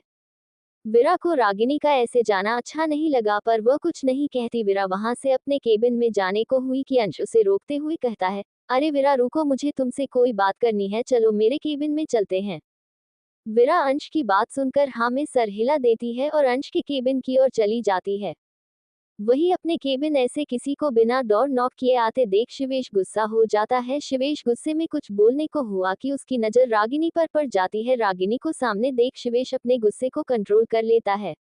रागिनी शिवेश को मुस्कुराते हुए गुड मॉर्निंग विश करती है। शिवेश भी उसे ग्रिट करता है। रागिनी अब शिवेश के पास आती है और उसे गले लगा लेती है। शिवेश को रागिनी के ऐसे गले लगाने पर अनकंफर्टेबल फील होता है पर वो कुछ कहता नहीं, मुस्कुराते हुए रागिनी को बैक हक कर लेता है। रागिनी मुस्कुराते हुए उससे अलग होती है। रागिनी शिवेश को फाइल देते हुए कहती है, ये लीजिए, विरा ने आपको देने के लिए कहा था। विरा का नाम सुनकर शिवेश एक बार फिर गुस्सा हो जाता है। शिवेश गुस्से में दांत पिसते हुए बोला, उसकी इतनी हिम्मत कि वो तुम्हें ऑर्डर दे रही, खुद का काम वो खुद नहीं कर सकती क्या? शिवेश को विरा पर ऐसे गुस्सा करते देख रागिनी को थोड़ी खुशी मिलती है। रागिनी विरा से चिढ़ती थी, एक तो विरा उससे ज्यादा खूबसूरत थी और दूसरा विरा उसकी बॉस थी। रागिनी जलती आग में घी डालने का काम करते हुए बोली, अरे आप भूल रहे हैं वो मेरी बॉस है और बॉस का कहा मानना तो हर एम्प्लॉई का फर्ज होता है, और वैसे भी विरा मैम खुद काम नहीं करती, सारा काम हम लोगों से ही करवाती रहती है। रागिनी भोला सा फेस बनाकर कहती है जिससे शिवेश को रागिनी की बात पर यकीन हो जाता है। रागिनी आगे शिवेश को और भड़काते हुए बोली, और ये जो फाइल, इसका आधे से ज्यादा काम मैंने किया है आज सुबह जल्दी ऑफिस आकर। अब तो हद हो गई। रागिनी साफ साफ झूठ बोल रही थी और शिवेश उसकी बातों में आ रहा था। शिवेश फाइल उठाकर देखता है तो उसमें आज तक कंपनी के किए गए सभी प्रोजेक्ट की फाइल थी, जिसमें विरा ने कुछ गलतियां निकाली थी और कुछ आइडिया भी मेंशन किए थे जो अगर आने वाले प्रोजेक्ट में काम में लिए जाए तो कंपनी को 4 गुना ज्यादा मुनाफा हो सकता था। शिवेश फाइल को देख बहुत इम्प्रेस होता है पर विरा से नहीं, रागिनी से। शिवेश रागिनी को देखते हुए बोला, तुम इतनी टैलेंटेड हो, मुझे तो पता ही नहीं था, अब से तुम विरा की असिस्टेंट नहीं मेरी असिस्टेंट बन रही हो। शिवेश की बात सुनकर रागिनी के फेस पर शैतानी मुस्कुराहट आ जाती। रागिनी यही तो चाहती थी कि वो शिवेश की असिस्टेंट बन जाए और जो भी प्रोजेक्ट शिवेश की कंपनी में आने वाले हो या जिस पर शिवेश का काम चल रहा है उसकी जानकारी वो बाहर दे सके। जिस काम के लिए वो यहाँ आई है उस काम में शिवेश खुद उसकी मदद कर रहा है, इससे अच्छा उसके लिए क्या हो सकता है। रागिनी जल्दी ही अपनी मुस्कुराहट छुपा लेती है और सेट फेस बनाते हुए शिवेश से बोली, पर शिवेश मैं ऐसा कैसे कर सकती हूँ, कोई मेरे बारे में क्या सोचेगा? तुम्हें किसी से क्या लेना है, मैं तुम्हें कह रहा हूँ तुम वो करो बस, मैं तुम्हारा केबिन रेडी करवा देता हूँ। ओके, लास्ट की लाइन शिवेश मुस्कुराते हुए कहता है तो रागिनी भी मुस्कुरा देती है। शिवेश को अब विरा पर बहुत गुस्सा आ रहा था, ऐसे कैसे वो अपना काम किसी और से करवा सकती है। शिवेश रागिनी को देखते हुए बोला, तुम एक काम करो, विरा को मेरे केबिन में भेजो, मुझे उससे कुछ बात करनी है। रागिनी शिवेश की बात सुनकर मन ही मन सोचने लगती है कि वो कैसे शिवेश को विरा से मिलने से रोके। अगर शिवेश ने विरा को सीधे सीधे रागिनी की बताई बात कह दिया तो विरा सारा सच शिवेश को बता देगी और रागिनी का प्लान चौपट हो जाएगा। रागिनी मन ही मन विरा को फंसाने का प्लान बनाने लगती है। कुछ सोचकर रागिनी के फेस पर कुटिल मुस्कान आ जाती है। रागिनी शिवेश को देखते हुए बोली, शिवेश मुझे लगता है तुम्हें विरा को डिस्टर्ब नहीं करना चाहिए, वो इस वक्त अंश सर के साथ है और तुम्हें पता है पूरी कंपनी में उन दोनों को लेकर बात फैली हुई है कि दोनों एक दूसरे को डेट कर रहे हैं। रागिनी की बात शिवेश गुस्से में अपनी मुठिया कस लेता है। शिवेश गुस्से को कंट्रोल करते हुए बोला, ये लड़की तो बहुत चालाक निकली, शादी मुझसे कर रही है और डेट मेरे दोस्त को, अब तो मैं इसे सबक सिखाकर ही रहूंगा। एक तरफ शिवेश विरा को सबक सिखाने की बात कर रहा था, वहीं दूसरी तरफ मिस्टर चतुर्वेदी इस वक्त अपने विला में लिविंग रूम में बैठे फोन पर बात कर रहे थे। कुछ पता चला किसने किया है ये सब? सामने से कुछ आवाज आती है जिसे सुनकर चतुर्वेदी गुस्से में अपना फोन फेंक देते हैं और उनके फोन के कई टुकड़े होकर जमीन पर पड़े थे। चतुर्वेदी गुस्से में उबलते हुए बोला, आखिर कैसे तुम यहाँ भी मेरे पीछे आ गई, तुम्हें इस बार इसकी कीमत चुकानी पड़ेगी। विरा इस वक्त अंश के केबिन में बैठी थी। अंश विरा को देखते हुए कहता है, तो विरा में ये कह रहा था कि आज हम हमारी कंपनी में कुछ एम्प्लॉय हायर कर रहे हैं और उनका इंटरव्यू लेना है। शिवेश आज एक डील साइन करने बाहर जा रहा है और साथ में मैं भी जा रहा हूँ। विरा अंश की बातें ध्यान से सुन रही थी। अंश आगे बोला, तो तुम्हें और बाकी डिपार्टमेंट के हेड साथ में मिलकर उनका इंटरव्यू लेना है। विरा हाँ में सर हिला देती है। आज विरा की भी एक मीटिंग थी, उसे भी जल्द ही अपना काम पूरा करके जाना था। विरा अंश से कुछ वक्त और बात करती है, उसके बाद अपने केबिन की ओर जाने लगती है। विरा अपने फोन में मेल चेक करते हुए जा रही थी, वही शिवेश रागिनी के साथ बात करते हुए सामने से आ रहा था।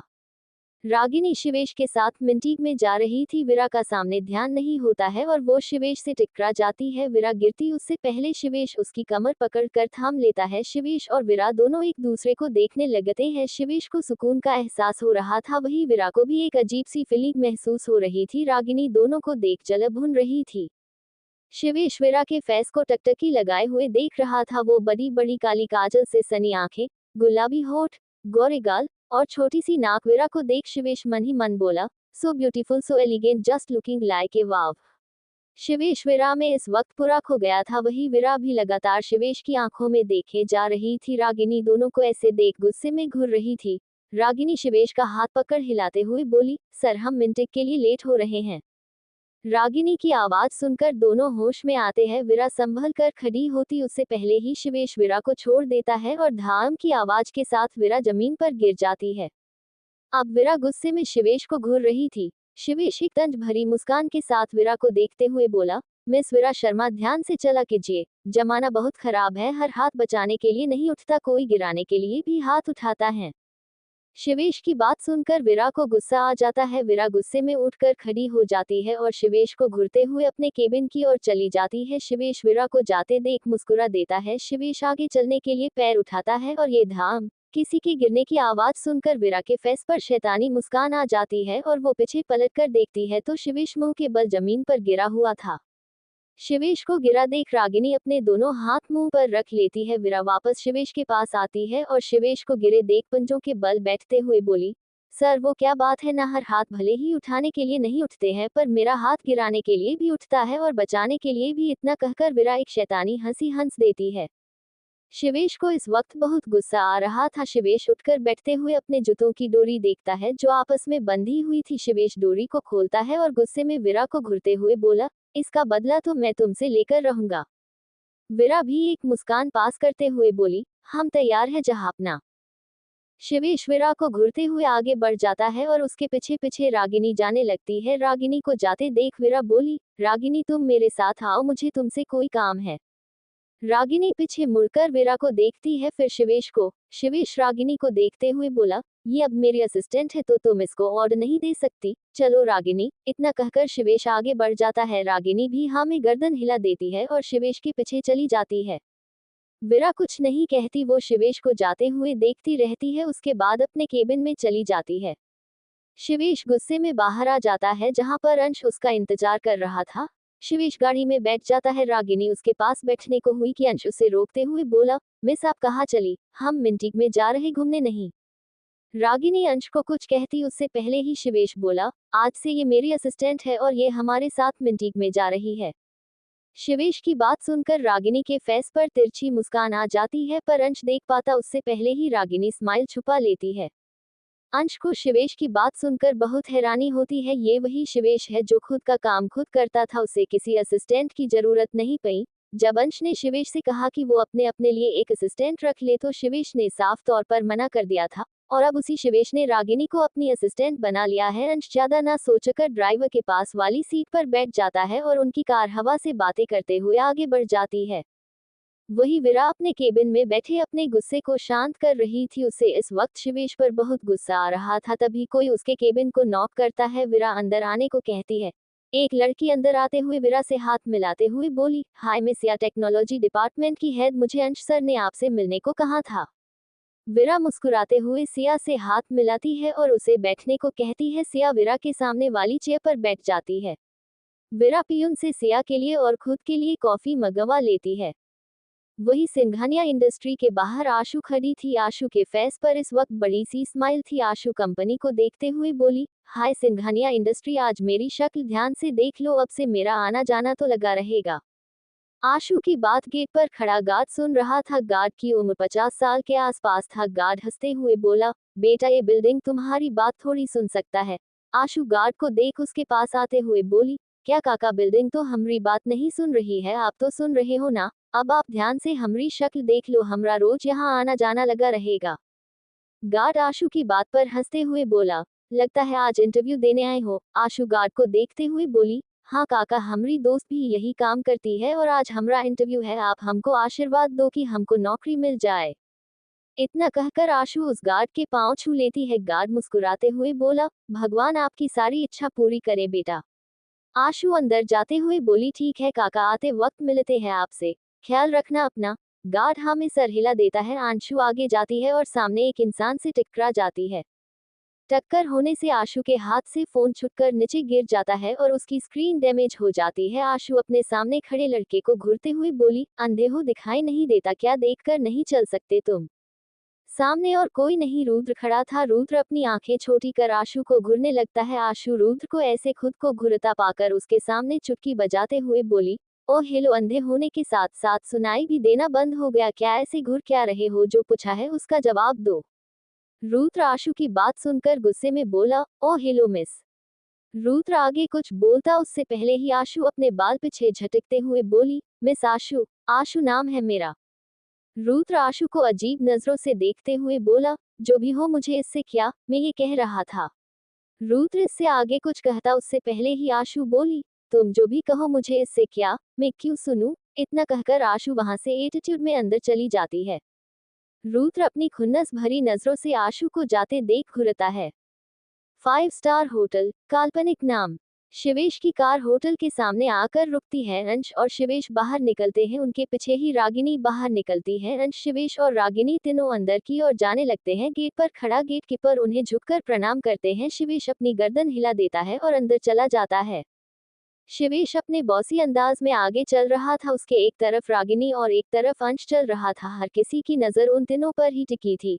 होटल का मैनेजर खुद शिवेश को ग्रीट करने आता है। आखिर आज उसके होटल में इतनी बड़ी मिंटीक थी और शिवेश सिंघानिया खुद में ही एक ब्रांड था, तो मैनेजर का आना तो बनता है। मैनेजर तीनों को मिंटीक रूम तक छोड़कर आता है।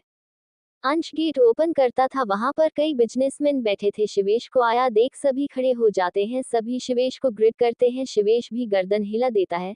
यह मिंटीक एक विदेशी कंपनी ने रखी थी जो भारत में पहली बार कदम रखने वाली। इनका प्रोजेक्ट 1000 करोड़ का था, जिसके लिए इन्हें एक ऐसी कंपनी की तलाश थी जो उनके साथ मिलकर इस प्रोजेक्ट पर काम कर सके। मिस्टर हेनरी इस प्रोजेक्ट को करने वाले थे। मिस्टर हेनरी शिवेश से हाथ मिलाते हुए बोले, welcome mister Singhania, we were waiting for you. Shivesh एक फीकी मुस्कान के साथ मिस्टर हेनरी से हैंडशेक करता है। मिस्टर हेनरी को हिंदी नहीं आती थी, इसलिए उन्होंने अपने असिस्टेंट को मीटिंग शुरू करने को कहा। वही एक आदमी शिवेश को देख मंद मंद मुस्कुरा रहा था। ये शिवेश का राइवल मुकेश अरोड़ा था। कुछ देर में मीटिंग शुरू हो जाती है। अन्य कंपनी वाले प्रोजेक्ट पर अपने प्रोजेक्ट समझाने लग जाते हैं। मिस्टर हेनरी सभी के प्रोजेक्ट को ध्यान से देख रहे थे। उन्हें देखकर ये अंदाजा लगाया जा सकता था कि उन्हें ये प्रोजेक्ट कुछ खास पसंद नहीं आ रहे हैं। अब लास्ट 2 प्रोजेक्ट बचे थे, एक था अरोड़ा इंडस्ट्रीज का और दूसरा था सिंघानिया एम्पायर का। मुकेश अरोड़ा अपने असिस्टेंट को प्रोजेक्ट शुरू करने का इशारा करते हैं। मिस्टर अरोड़ा का असिस्टेंट राघव जैसे जैसे प्रोजेक्ट समझा रहा था, वैसे वैसे शिवेश और अंश की आंखें चौड़ी होती जा रही थी। मुकेश अरोड़ा की नजर लगातार शिवेश पर बनी हुई थी। मुकेश अरोड़ा मन ही मन मुस्कुराते हुए बोले, अब आया ऊंट पहाड़ के नीचे, मैं भी देखता हूँ अब शिवेश सिंघानिया कैसे ये प्रोजेक्ट हासिल करता है। स्माइल तो और किसी के फेस पर थी और ये थी रागिनी। रागिनी मुकेश अरोड़ा को देख धीमे से मुस्कुरा देती है। शिवेश गुस्से में अंश को देखते हुए बोला, ये तो हमारा प्रोजेक्ट है, इसके पास कैसे पहुंचा। अंश इस बात को लेकर खुद परेशान था। अंश शिवेश को देख बोला, मुझे खुद नहीं पता ये कैसे हुआ है, आखिर हमारी कंपनी का इतना बड़ा प्रोजेक्ट ऐसे कैसे लीक हो गया। शिवेश गुस्से में अपनी दोनों मुठ्ठियां कस लेता है। शिवेश की आंखें गुस्से से लाल हो गई थी। आखिर उसकी कंपनी का इतना बड़ा प्रोजेक्ट चोरी हो गया था, पर अब इस सिचुएशन को कैसे संभाला जाए। शिवेश इस मुश्किल से निकलने के बारे में सोच ही रहा था कि राघव अपना प्रोजेक्ट खत्म कर देता है। खुराना हाउस। सुमित खुराना इस वक्त हॉल में परेशान से बैठे थे। उनके सामने टीवी पर न्यूज चल रही थी और बार बार ये दिखाया जा रहा था कि खुराना इंडस्ट्री बैंकक्रप्ट हो गई है। कंपनी में कई गैर कानूनी काम होते थे, जिसके सबूत लगातार न्यूज में दिखाए जा रहे थे। सुमित खुराना अपने असिस्टेंट को फोन मिलाते हैं। उनके असिस्टेंट के फोन उठाते ही सुमित बोला, आखिर ये सब कैसे हुआ है। सुमित खुराना का असिस्टेंट विनय कुछ ऐसा बताता है जिन्हें सुनकर सुमित जी जोर से अपना फोन जमीन पर पटकते हुए मोना को आवाज लगाते हैं, मोना, मोना कहाँ हो, अभी के अभी नीचे आओ। सुमित जी के ऐसे चिल्लाने से लता जी जो मोना के पास बैठी थी मोना के साथ नीचे आते हुए बोली, क्या हो गया, ऐसे क्यों चिल्ला रहे हो आप, और मोना ने क्या किया है। सुमित जी लता जी घुरते हुए बोले, क्या किया है ये तो आप अपनी लाडली से पूछे, आखिर किसके साथ पंगे लेकर आए हैं ये, इसकी वजह से मैं सड़क पर आ गया हूँ। मोना अपने डैड को इतने गुस्से में देख डरते हुए बोली, मैंने कुछ नहीं किया डैड। सुमित जी कुछ बोलते उससे पहले ही उनके घर की डोरबेल बजने लगती है। एक नौकर जाकर दरवाजा खोलता है। सामने पुलिस खड़ी थी। एक पुलिसकर्मी नौकर को देखते हुए बोला, सुमित खुराना घर पर है। वो नौकर हाँ में सर हिला देता है और पुलिस वाले अंदर आ जाते हैं। पुलिस को देख सुमित जी कुछ बोल नहीं पा रहे थे।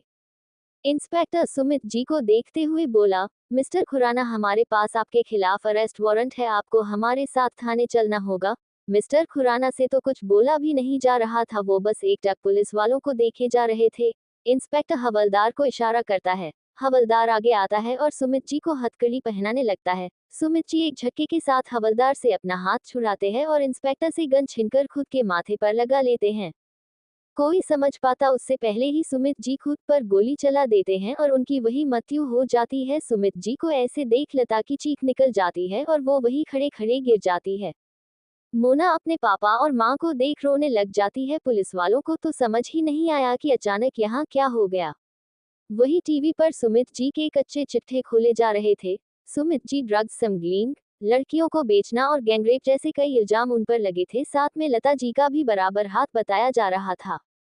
कुछ वक्त बाद लता जी को हॉस्पिटल में एडमिट करवाया जाता है। अब तक ये खबर सभी जगह पहुंच गई थी। मोना को तो समझ ही नहीं आ रहा था कि अचानक उसके साथ ही क्या हो गया। सिंघानिया एम्पायर। विरा इस वक्त मिंटी ग्रूम में बैठी थी। उसके साथ जिया और रुद्र बैठे थे। तीनों मिलकर कंपनी के लिए नए एम्प्लॉय हायर करने वाले थे। उससे पहले सभी का इंटरव्यू होना था। आशु बाहर बैठी अपनी बारी आने का इंतजार कर रही थी। इंटरव्यू शुरू हो गया था। लगभग 10 से ज्यादा लोगों का इंटरव्यू हो चुका था। अब बारी है आशु की। अंदर से सिया की आवाज आती है, नेक्स्ट। आशु एक लंबी सांस लेती है और गेट ओपन कर अंदर जाती है। अंदर जाते ही उसकी नजर रुद्र पर पड़ती है। रुद्र को देखते ही आशु भड़क जाती है। रुद्र भी आशु को देख खड़ा हो जाता है। दोनों एक साथ बोले, तुम यहाँ क्या कर रहे हो। विरा ने आशु को देख लिया, पर यहाँ वो प्रोफेशनल वे में आशु से बोली, मिस आशु सहगल, आप रुद्र सर को जानती है। शिवेश इस वक्त गुस्से में और परेशान लग रहा था। अब अगली बारी उसी की थी और तभी मिस्टर हेनरी का असिस्टेंट उनका नाम बोल देता है। मुकेश अरोड़ा के फेस पर तिरछी मुस्कान आ जाती है। वही रागिनी शिवेश को देख धीरे से कहती है, शिवेश हमारी बारी आ गई है, आप जा क्यों नहीं रहे हैं। शिवेश अंश की ओर देखता है जो लैपटॉप में कुछ कर रहा था। शिवेश अंश को देख आईब्रो ऊपर करते हुए कहा, तुम क्या कर रहे हो। अब अंश एक शरारती मुस्कान के साथ एंटर प्रेस करते हुए बोला, तुम खुद देख लेना। इतना कहकर अंश प्रेजेंटेशन देने के लिए खड़ा हो जाता है। शिवेश अंश को देख घूरते हुए बोला, अगर अब इसने कोई और गड़बड़ की तो मैं इसको दूसरी दुनिया में पहुंचा दूंगा। मिस्टर अरोड़ा तो शिवेश की शक्ल देख खुश हो रहा था। अंश ने प्रेजेंटेशन जैसे ही शुरू किया, मिस्टर अरोड़ा तो आंखें फाड़े अंश को देखने लगते हैं। शिवेश भी अंश को देख मन ही मन कहता है, इसने इतनी देर में प्रेजेंटेशन तैयार ही कर लिया। वही रागिनी को भी बड़ा शौक लगता है, आखिर इतने कम समय में अंश इतनी अच्छी प्रेजेंटेशन कैसे बना सकता है। वही बाकी सभी लोगों को कोई आश्चर्य नहीं होता है, क्योंकि सभी यह जानते थे कि सिंघानिया एम्पायर ऐसे ही नंबर 1 का ताज सर पर लेकर नहीं घूमता। कुछ तो अलग है इनमें, जिस वजह से आज ये पहले पायदान पर है। अंश जैसे जैसे प्रेजेंटेशन दे रहा था वैसे वैसे मिस्टर हेनरी खुश हो रहे थे। कुछ वक्त बाद अंश अपनी प्रेजेंटेशन पूरी कर शिवेश के पास आकर बैठ जाता है। शिवेश आंखों से अंश की ओर कुछ इशारा करता है, जिसे समझकर अंश मुस्कुरा देता है। वही मिस्टर अरोड़ा तो गुस्से उबल रहे थे। उन्हें लग रहा था रागिनी ने उन्हें जानबूझकर गलत प्रेजेंटेशन दी है, वरना इतने कम समय में कैसे इतनी अच्छी प्रेजेंटेशन बनाई जा सकती है। मिस्टर हेनरी कुछ देर कुछ नहीं बोलते, सभी को उनके बोलने का इंतजार था। कुछ देर बाद मिस्टर हेनरी अपने असिस्टेंट से कुछ कहते हैं। असिस्टेंट उनकी बात सुनकर हाँ में सर हिलाते हुए सभी की ओर देखते हुए कहता है, मिस्टर हेनरी को 2 कंपनी के प्रेजेंटेशन सबसे अच्छे लगे हैं। पहली है मी अरोड़ा का और दूसरा मिस्टर सिंघानिया का। इन दोनों प्रेजेंटेशन में एक पर हमारी कंपनी काम करना चाहती है। मिस्टर हेनरी का असिस्टेंट बारी बारी सबके चेहरे देखते हुए बोला, और वो कंपनी है सिंघानिया एम्पायर। अंश के फेस पर बड़ी सी स्माइल आ जाती है। शिवेश एक तिरछी मुस्कान के साथ मिस्टर अरोड़ा को देखता है। मिस्टर अरोड़ा गुस्से में तिलमिला रहे थे। मिस्टर अरोड़ा ज्यादा वक्त न गवाते हुए वहां से चले जाते हैं। शिवेश मिस्टर हेनरी के साथ दिल साइन करता है। सभी उसे बधाइयां देने लगते हैं। शिवेश सबको बस एक फीकी मुस्कान दे देता है। वही रागिनी बाहर से खुश होने का नाटक कर रही थी, पर अंदर ही अंदर उसे मिस्टर अरोड़ा से डर लग रहा था। कुछ वक्त बाद शिवेश गाड़ी में बैठा था। अंश आगे ड्राइवर के पास बैठा था। शिवेश अपनी कॉल वॉइस में बोला, अब तो बता दो आखिर तुमने इतनी जल्दी प्रेजेंटेशन कैसे बना ली। अंश कुछ सोचकर मुस्कुरा देता है। कॉलेज। सीमी आज सुबह से वैभव को इग्नोर किए जा रही थी। वैभव भी ये बात नोटिस कर रहा था। सीमी ने कल गुस्से गुस्से में वैभव को किस कर तो दिया। अब उसकी हिम्मत नहीं हो रही कि वो वैभव को देखे भी। किट्टू सीमी के पास बैठी थी। उनकी अगली क्लास में अभी 1 घंटे का समय बचा हुआ था। किट्टू खड़े होते हुए सीमी से कहती है, सीमी यार चल ना कैंटीन चलते हैं, मुझे बहुत जोरों की भूख लगी है। सीमी किट्टू को देखते हुए बोली, तू चली जा, मैं लाइब्रेरी जा रही हूँ, अगली क्लास में मिलते हैं। इतना कहकर सीमी लाइब्रेरी की ओर चली जाती है। किट्टू मुंह बनाते हुए कैंटीन की ओर चली जाती है। आगे उसे अंश मिल जाता है। वही सीमी लाइब्रेरी की ओर जा रही थी, तभी रास्ते में कोई उसका हाथ पकड़ कर खींचते हुए एक रूम में ले जाता है। सीमी को तो समझ ही नहीं आया उसके साथ ये क्या हुआ। सीमी गुस्से में कुछ बोलने को होती है कि सामने वैभव को देख रुक जाती है और अपनी नजरें इधर भी करते हुए बोली, मुझे ऐसे क्यों खींचा। वैभव सीमी के नजदीक आते हुए बोला, माँ, और तुम मुझे इग्नोर क्यों कर रही हो। सीमी पीछे जाते हुए बोली, मैं कहाँ इग्नोर कर रही हूँ तुम्हें, और मैं तुम्हें जानती ही कितना हूँ जो तुम्हें इग्नोर करो। वैभव सीमी की कमर पकड़ झटके से उसे खुद से चिपका लेता है। से वैभव से छूटने की कोशिश करती है, पर वैभव की पकड़ मजबूत होने के कारण वो हिल भी नहीं पाती। सीमी वैभव के सीने पर हाथ रखते हुए उसे खुद से दूर करते हुए बोली, छोड़ो मुझे, ये तुम क्या कर रहे हो। वैभव सीमी की कमर पर अपनी पकड़ और मजबूत करते हुए सीमी के बिल्कुल पास आ जाता है। दोनों की सांसें एक दूसरे की सांसों में मिल रही थी। वैभव सीमी के फेस को निहारते हुए बोला, तो जान पहचान बना लेते हैं, तो मैंने ही तो सबके सामने कहा था कि मैं तुम्हारा बॉयफ्रेंड हूँ।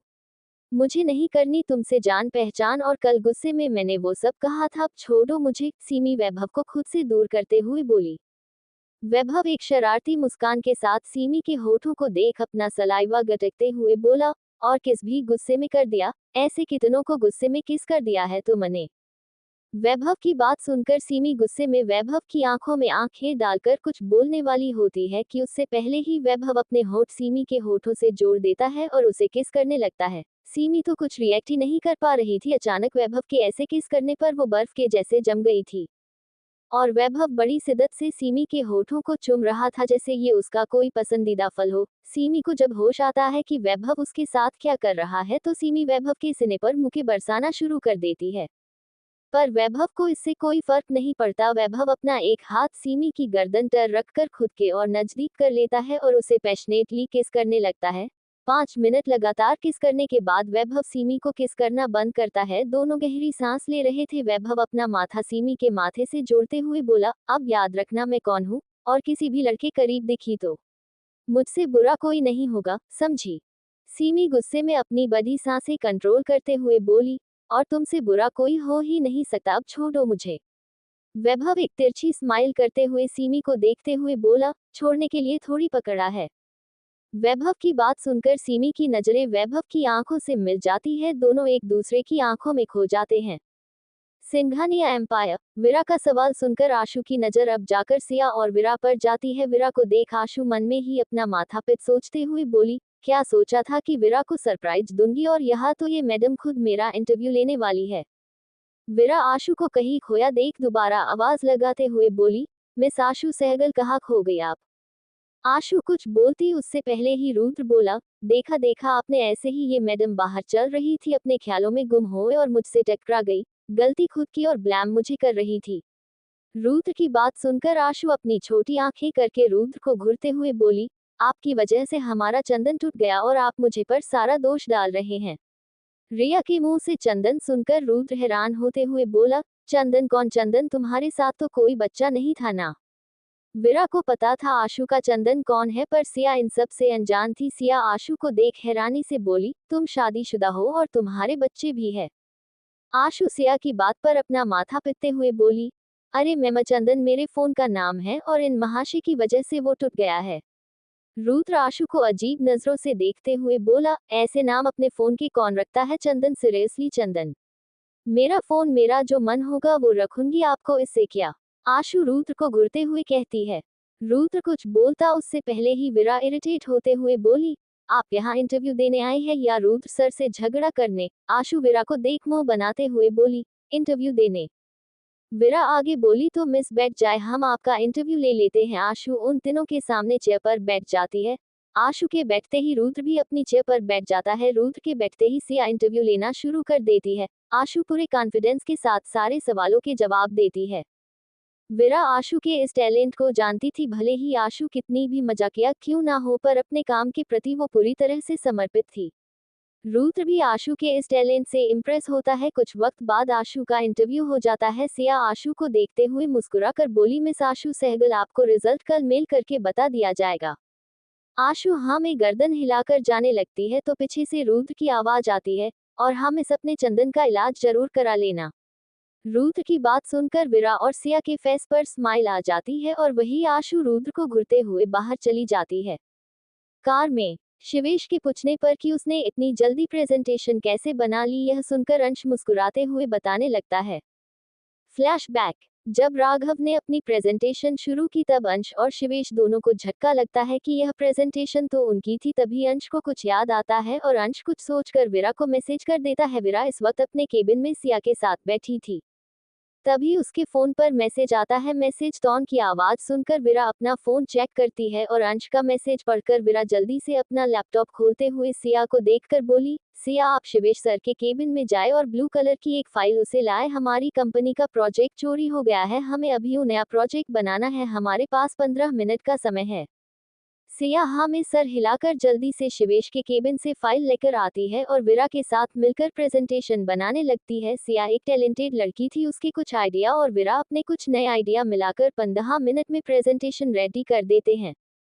विरा अंश को प्रेजेंटेशन मेल कर देती है और उसमें हर एक पॉइंट को समझा देती है। अंश इसी इंतजार में था। अपने मोबाइल में कंपन की आवाज सुनकर अंश मेल चेक करता है और लैपटॉप ऑन करके अपनी मेल आईडी उसमें ओपन करता है और अपने पास रखी पेन ड्राइव में प्रेजेंटेशन स्टोर करता है और हर एक पॉइंट को पढ़ने लगता है। कुछ वक्त में अंश प्रेजेंटेशन अपने दिमाग में फिट कर लेता है और वही प्रेजेंटेशन सबके सामने रख देता है। फ्लैशबैक एंड शिवेश अंश की बात सुनकर कुछ नहीं कहता और अपने मन में ही विरा पर गुस्सा करते हुए बोला, ये लड़की ऐसा करके मुझे इम्प्रेस करना चाहती है, पर इससे तो शादी में हरगिज नहीं करने वाला। वही रागिनी जो शिवेश के बगल में बैठी थी अंश की बात सुनकर आग बबूला होते हुए मन ही मन बोली, इस लड़की की वजह से मेरा पूरा प्लान चौपट हो गया, इसे तो सबक सिखाना होगा।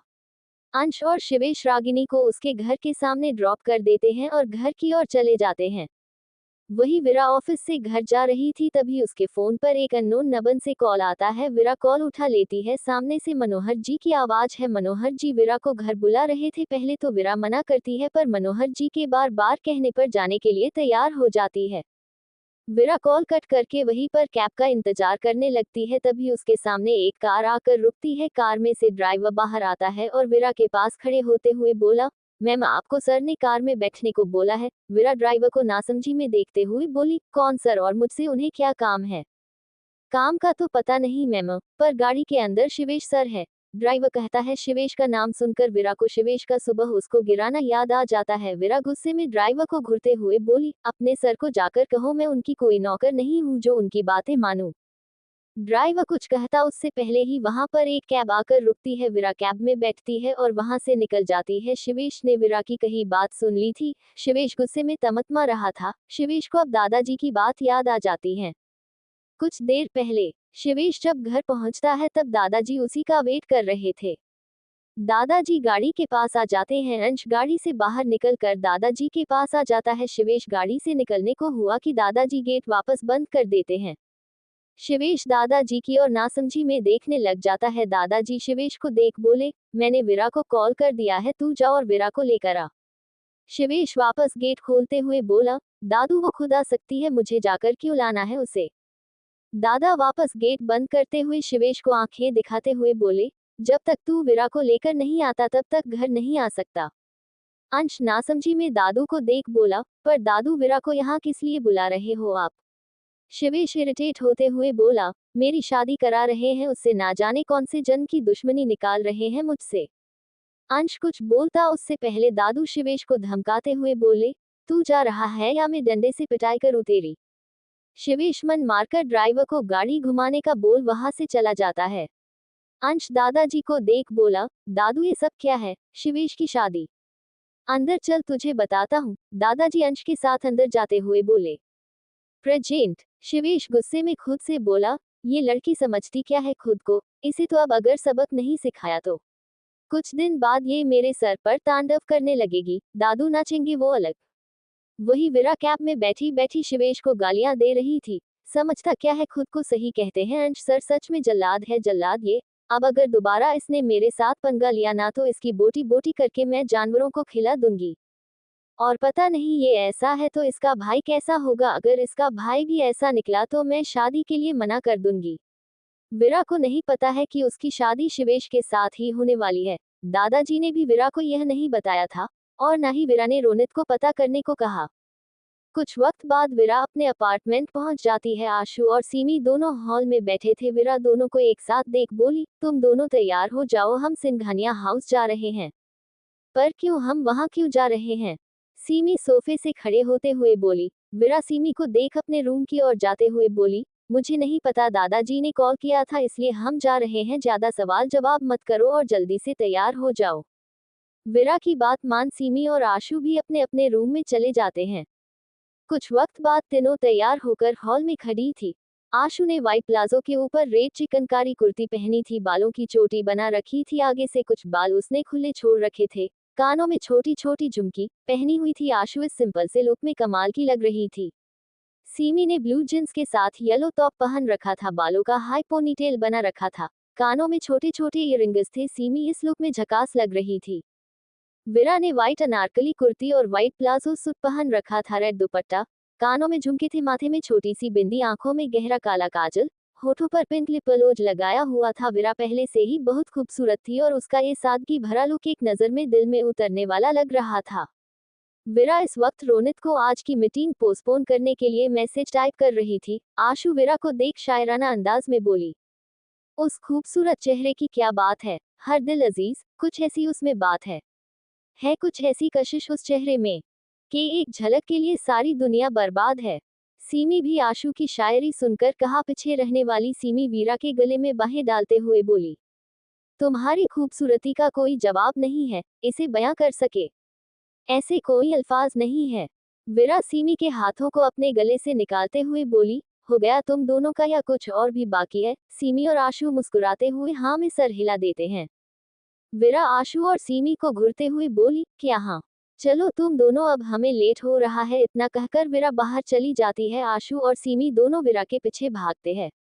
सिंघानिया हाउस। शिवेश इस वक्त अपने घर के बाहर गाड़ी में बैठा था। अंदर जाता भी कैसे, अगर अंदर जाता तो दादाजी जाते ही वीरा के बारे में पूछते और क्या कहता शिवेश ये कि वो उसके साथ नहीं आए। अब जब तक वीरा आ नहीं जाती तब तक शिवेश घर के बाहर गाड़ी में बैठा वीरा के आने का इंतजार कर रहा था। कुछ वक्त में वीरा एक कैब से सिंघानिया हाउस आती है। उनके आते ही शिवेश एक लंबी सांस लेकर मन ही मन बोला, चलो ये मैडम आ तो गई, अगर नहीं आती तो दादू मुझे आज घर में नहीं रहने देते।